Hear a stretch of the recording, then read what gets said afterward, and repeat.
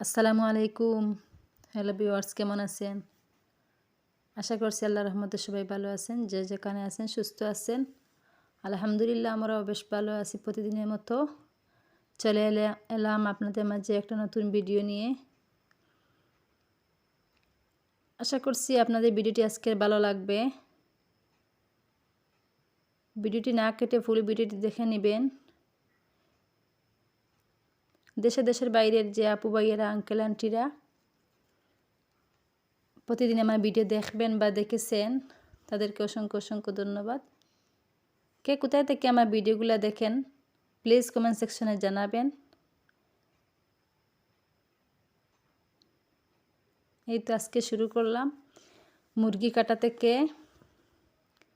সন্ধ্যার পর আপনাদের ভাইয়া বাজার থেকে আসার সময় একটি মুরগি নিয়ে আসলেন। তো আজকে হচ্ছে আমি প্রথম মুরগি কাটছি, সেই জন্য একটু এলোমেলো হয়ে গেছে। তো ভাবলাম আজকে মুরগি কাটবো, আমি আমার নিজের হাতে মুরগি কাটবো।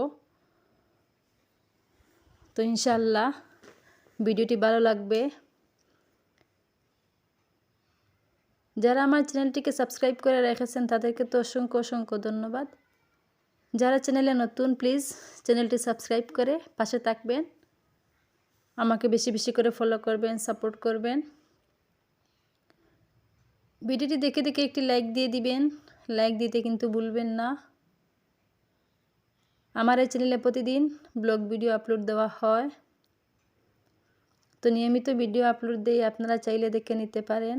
মাহফুজ হোম চ্যানেলের পক্ষ থেকে আপনাদের সবাইকে আরেকবার স্বাগত জানিয়ে এই তো প্রতিদিনের মতো আরেকটি ভিডিও আপলোড দিতে যাচ্ছি।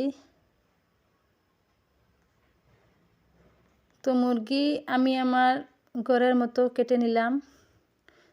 এমন বড় পিসও দেই নাই, মধ্যম পিস দিয়ে দিচ্ছি।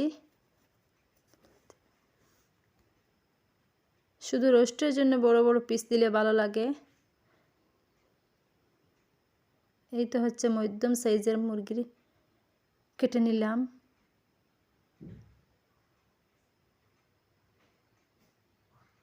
আজকে হচ্ছে আমার বিয়ের 13 বছর পার হয়ে গেল। তো আমি 13 বছরের মধ্যে আজকে প্রথম মুরগি কেটেছি। তো কেমন হলো আমার মুরগি কাটা কমেন্ট সেকশনে জানাবেন।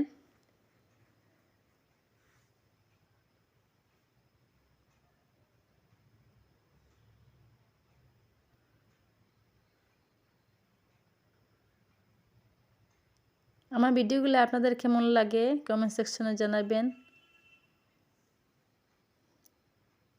যদি কোথা কাজে কোনো ভুল হয়ে থাকে ছোটো বোন হিসাবে আমাকে ক্ষমার দৃষ্টিতে দেখবেন।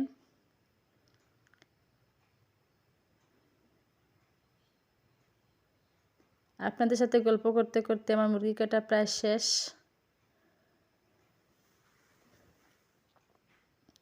কে কোথা থেকে আমার ভিডিওগুলো দেখছেন কমেন্ট সেকশনে জানাবেন। এই তো মেয়েদের কাজ সকাল থেকে বিকাল অবধি করলে কাজ তো শেষ হয়ে যায়। রুটিন মতো কাজ করলে দেখা যায় কাজ থাকে না, অনেক সময় অবসর থাকা যায়। এখানে হচ্ছে আমি এটা হচ্ছে সকালের ভিডিও, সকাল 6:30টার ভিডিও। সকালে আমি নাস্তার পর এখানে একটি মাটির হাঁড়ি এইটা বসিয়ে নিলাম চুলার মধ্যে। এই চালগুলো হচ্ছে বিরইনের চাউল। এইরকম মাটির হাঁড়িতে চাল রান্না করে খেলে অনেক স্বাদ জোরজোরে হয়, অনেক স্বাদ লাগে, একটা গ্রান আসে এই যে মাটির হাঁড়িতে রান্না করলে। তো আমি হচ্ছে অনেক সময় মাটির হাঁড়িতে রান্না করি, বিরইন চাউল হোক বা পিঠা হোক, মেরা পিঠা হোক, মাটির হাঁড়িতেই আমি সিদ্ধ করে নিই। তো আমার কাছে খুব ভালো লাগে, কার কাছে কেমন লাগে কমেন্ট সেকশনে জানাবেন। এইদিকে বিরিয়ানি চাল হোক, অন্যদিকে আমি এই তো ডিমগুলা সিদ্ধ করে নিলাম। এখন ওগুলা একটু ফেটে রেখে দিয়েছি ঠান্ডা জলের মধ্যে, তারপরে ওগুলা ছিলে নিব। একে সব কাজ এক হাতে করতে হয়, তাই ধারাবাহিকভাবে কাজ করতে হয়। ধারাবাহিকভাবে কাজ করলে দেখা যায় কাজ তো শেষ হয়ে যায়।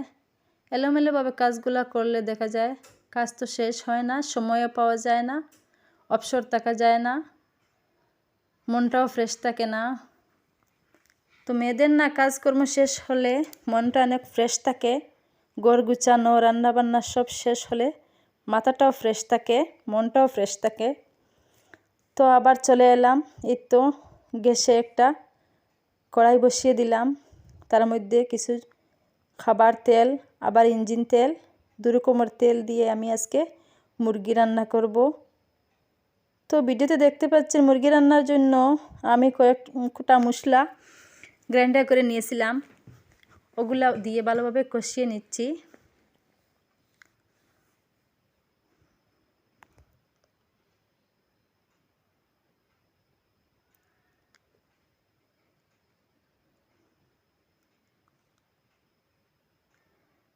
এইদিকে চুলার মধ্যে বিরিয়ানি চাল হচ্ছে, অন্য পাশে আমি মুরগি রান্না করব, সেই জন্য কিছু মশলা কষাচ্ছি। এই তো দিয়ে দিলাম লঙ্কার গুঁড়া 3 টেবিল চামচ,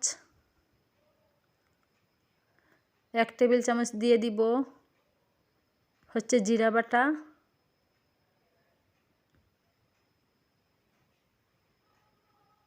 এটা জিরা বাটা না, জিরার গুঁড়া। তো ধনিয়ার গুঁড়া দিয়ে দিলাম,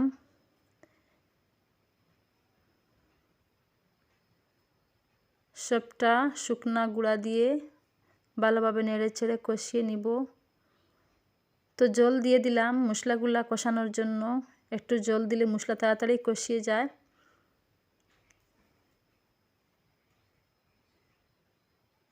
দেখেন মাশাআল্লাহ অনেক সুন্দর হয়েছে, অনেক সুন্দর একটা গ্রান চলে আসছে। এই তো মুরগি দেওয়া শেষ, অফ ক্যামেরায় মুরগির মাংসগুলা দিয়ে দিচ্ছি। এখন ভালোভাবে নেড়ে ছেড়ে ওগুলা কষাবো।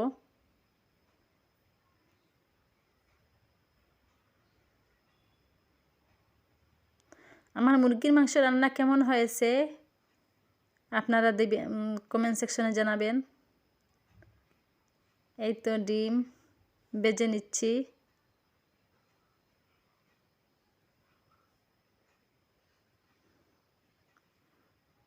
একদিকে মুরগির মাংস, অন্যদিকে ডিম।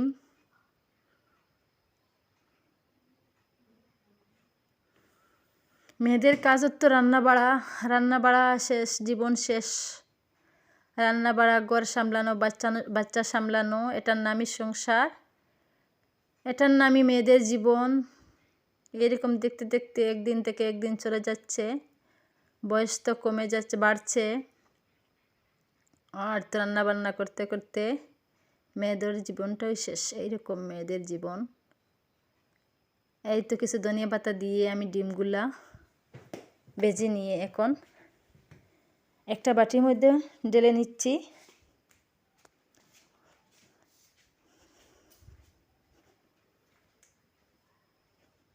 মাশাআল্লাহ দেখতে যেমন সুন্দর, খেতেও তেমন ভালো হয়েছে।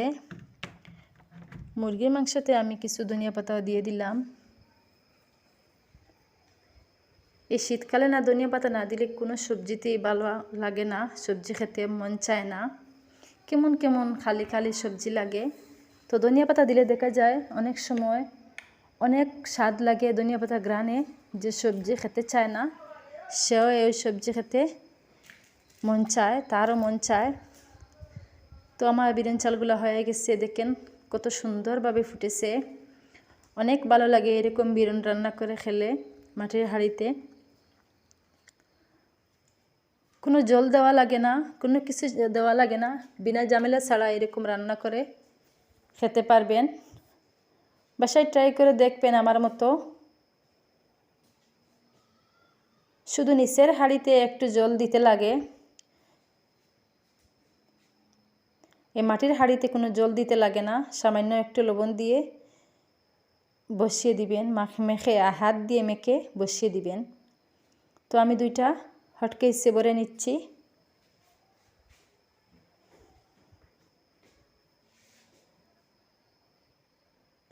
আজকে হচ্ছে আমার ছোট মেয়ে, বড় মেয়ে, আমার ছেলে আমার বাবার বাড়িতে যাবে, তাই ভাবলাম বাবা মাকে কিছু জিনিস